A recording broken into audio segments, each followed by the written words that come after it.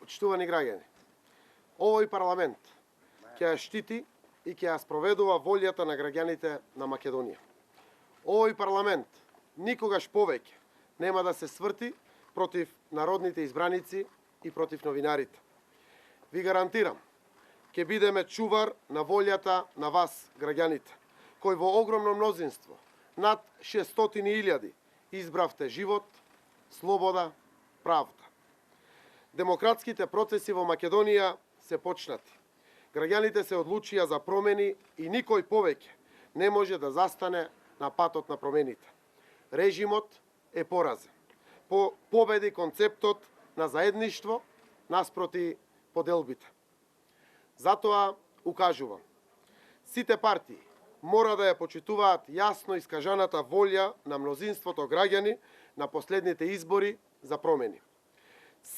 Посебна одговорност имаат лидерите на партиите, кои не смеат да помислат заради финансиски, коруптивни понуди или водени од лични или теснопартиски интереси, да не ја испочитуваат волјата на граѓаните.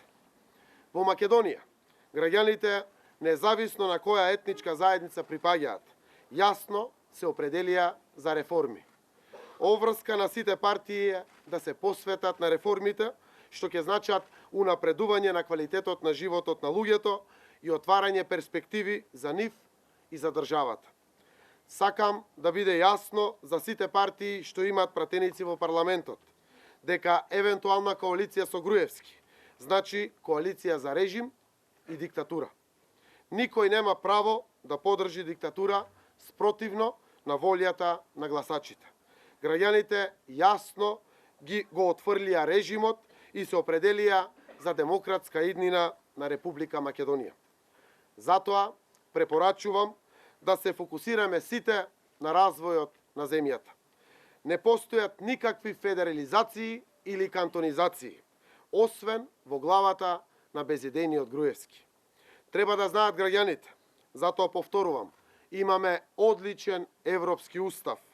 Уставот ќе се почитува. Во Уставот и законите е дефинирана употребата на езиците. Со овие постигнати вредности и со целосно имплементирање на Охридскиот рамковен договор од секој аспект, Македонија има силен ветар во грб за да се посвети на потребите на граѓаните. Никој нема право, ни поради страф од промените, да ги спречува и да се заканува.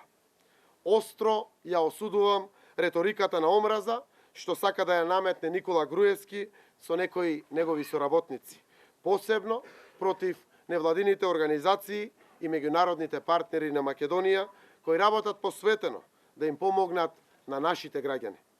Нема да дозволам да се наштети ниту на амбасадорите кои се гости во нашата земја, ниту на кој било граѓанин во нашата земја. Нема да дозволам да биде загрозена иднината на Македонија во Европската Унија и НАТО. Груевски е лицето на конфликтот и најмногу поради тоа неговото време во политиката истече и заврши. Ние ќе практикуваме демократска и праведна власт со сите европски и цивилизацијски вредности.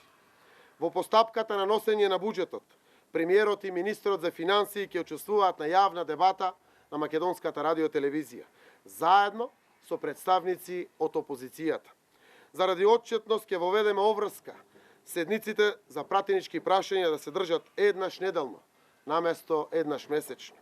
Секој граѓанин ќе може да има увид за што се трошат парите од буџетот. Криењето на јавниот долг ќе стане кривично дело.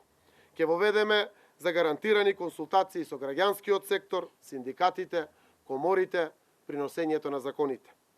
Ова значи дека не само што нема да се затвориме за јавноста, туку ќе бидеме целосно, транспарентна и одговорна власт на граѓаните на Македонија, на што се обврзавме со нашиот план за живот во Македонија.